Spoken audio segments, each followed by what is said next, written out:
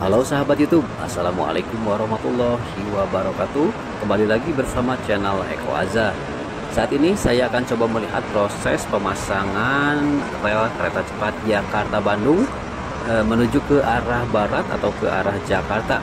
Nanti juga akan terbang menggunakan drone, memantau dari ketinggian agar terlihat lebih jelas dan lebih detail lagi.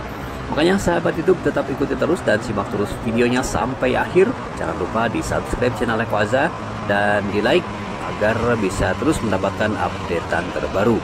Oke sahabat YouTube, kita langsung saja melihat proses demi proses yang saat ini sedang berlangsung. Tetap simak videonya sampai akhir.